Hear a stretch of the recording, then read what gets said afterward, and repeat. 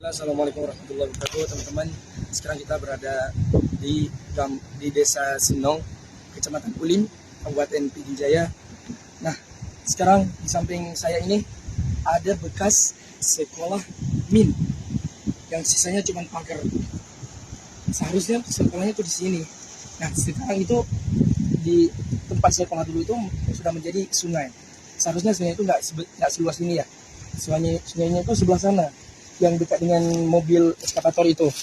Nah, pada rumah sekarang sungai itu sudah beralih ke sini, dan juga jalan-jalan sudah pada rusak, udah dibawa sama arus.